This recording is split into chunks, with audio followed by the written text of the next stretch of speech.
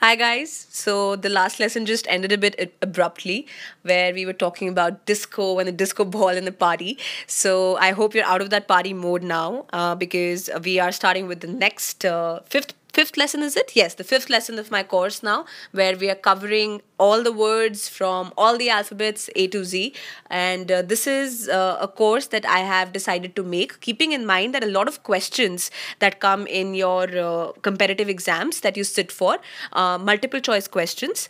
In the English section, you get questions where you're supposed to mark a similar meaning word. So that is why we are covering words, and I'm trying to come up with the original वो words कहाँ से originate हुए. I'm trying to use the words in the sentence, and I'm also trying to give you 3 to 4 similar meaning words or synonyms for the said word, so that it becomes easier for you to remember them, and hopefully you can attempt these questions successfully in your exam.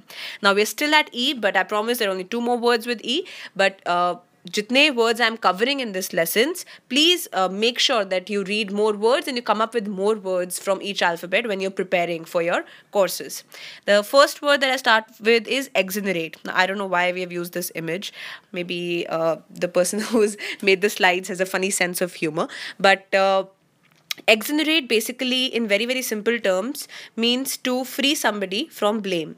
It's usually used in legal practices, or it's this is a term that you'll usually find being used in reference to proceedings in the court of law. But exonerate basically means to declare somebody not guilty of any criminal charges. Okay, a similar meaning word is acquit, ACQUIT, where a lot of times when you read the newspaper, you read that XYZ has been acquitted of this crime, which means that they have been discharged or they've been exculpated, as has been used here. Exonerate, exculpate, acquitted, assoiled, cleared of all the charges. This is what exonerate means.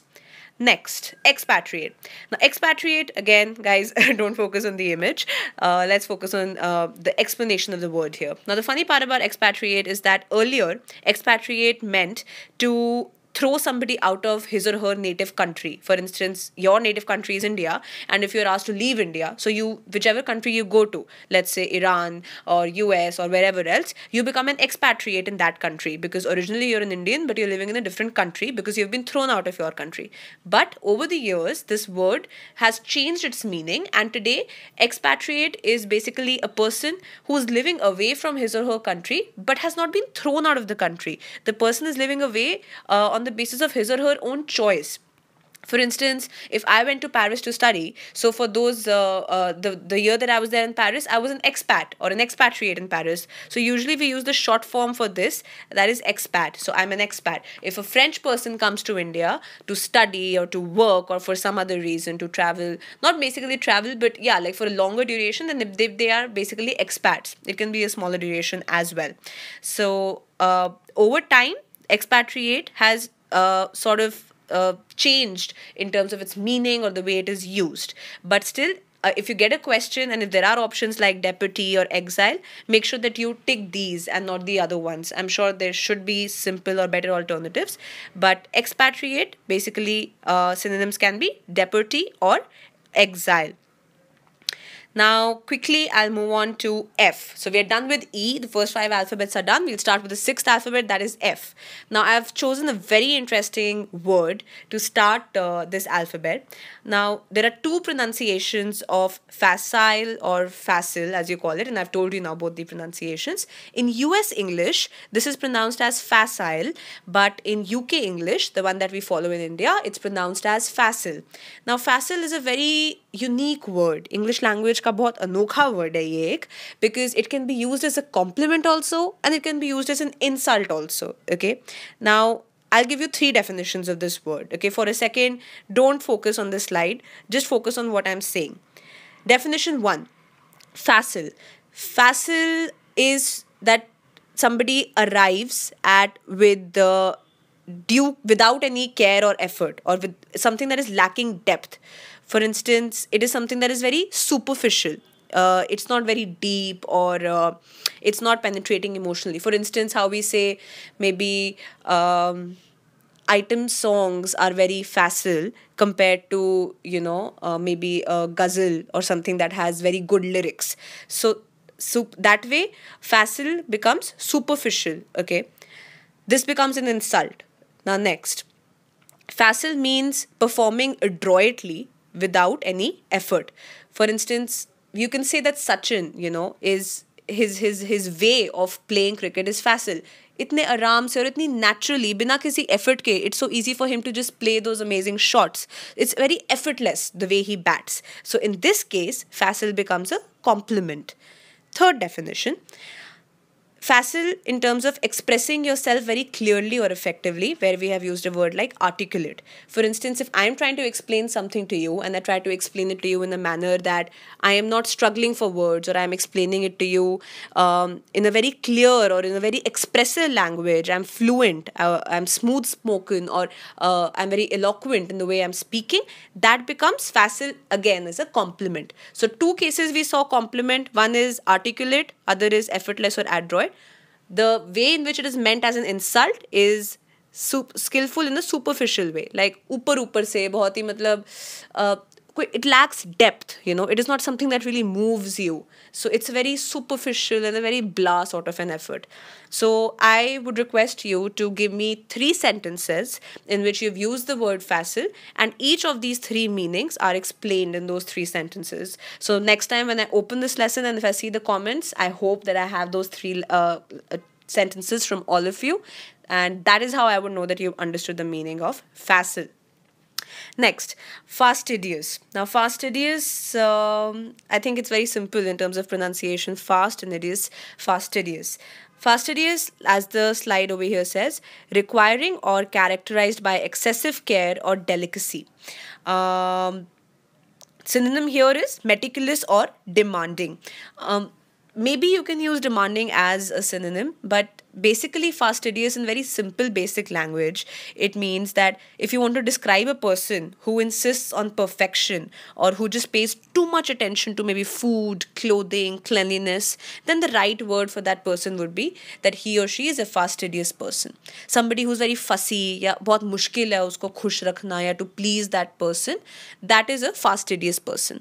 Now, fastidious, mind you, at times is also used as a compliment, to describe somebody whose attention to detail, it gives them very good organizing abilities. But mostly, like 90% of the times, it is used as a very disapproving term. For example, while Rahul would just eat about anything, he's not fussy about his food at all, but his wife was too fastidious and she barely ate anything. So this is how you describe fastidious, or you use fastidious as an adjective to describe a person who's very fussy. Okay, so again you can see meticulous. Meticulous means attention to detail. So here meticulous may we are using fastidious as a compliment. Like as you can see, this person here is being very meticulous in the way he's making whatever he's making here, maybe a windmill or something. Next, fidget. Again, guys, I think ignore the picture that we've used here. Fidget, just, okay, right now, pause the slide, look at your fingers and start like just playing with your fingers, like you just, so it's, what we mean over here is that you're fidgeting with your fingers, okay? To fidget means to move about restlessly or nervously or impatiently. Fidget ka very similar sounding synonym is to fiddle and also to squirm. Now, fidget is simple words, those little movements that you make with your hand or your feet, it's a sign to show that you're nervous, so maybe like right now, or when you're preparing for your exams, or right before your exams, or right before an interview, when you're nervous and you're just like playing with your fingers and those little movements that you're making, those nervous little jittery movements, that means that you're fidgeting. Okay, fidget, also it means fiddle or squirm can be used as near about synonyms.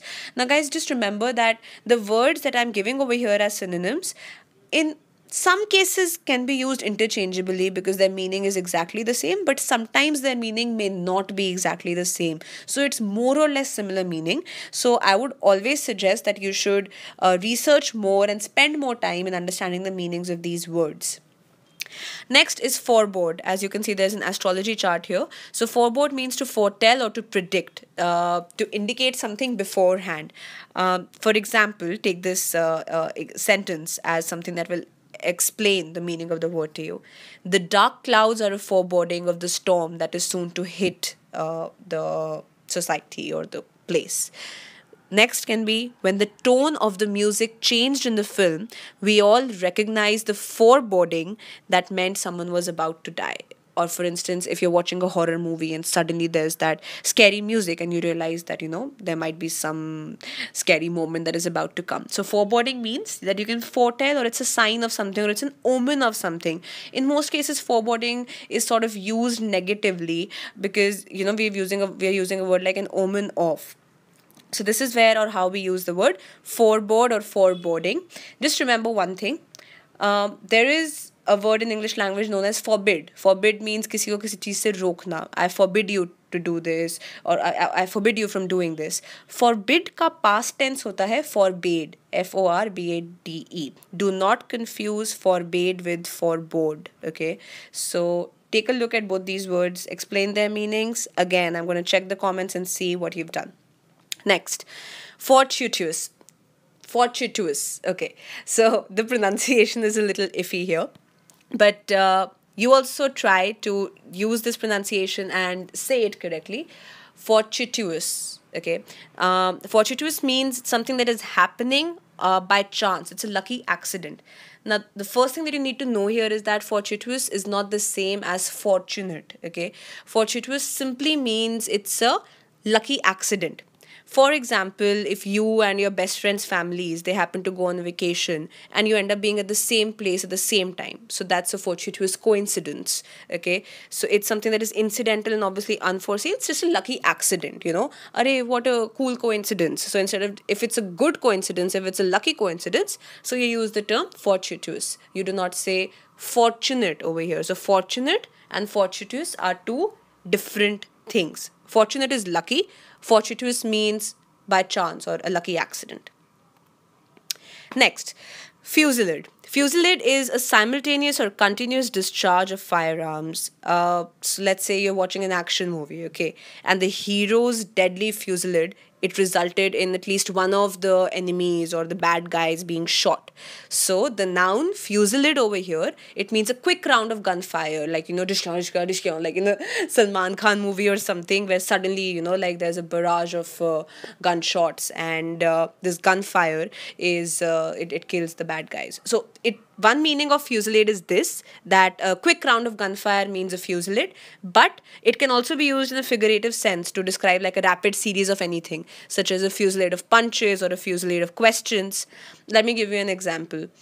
During police interrogation, I felt as though the detectives attacked me with the fusillade of questions. So this is how we also use the word fusillade. So it does not necessarily mean just guns being fired quickly. It can also mean questions, comments, or other such things happening in quick succession. Okay, so it's a fusillade or a salvo.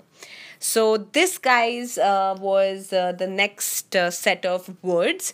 I hope that you're enjoying this. If you have any feedback in this, please let me know. I'm sorry for any stammers or stutters in the due course of making this particular lesson, but that's because I'm saying all of this live, so it just takes a bit of time. I hope you're enjoying this. Do give me your feedback. Take care, and I'll be back with the next lesson very, very soon. Thank you.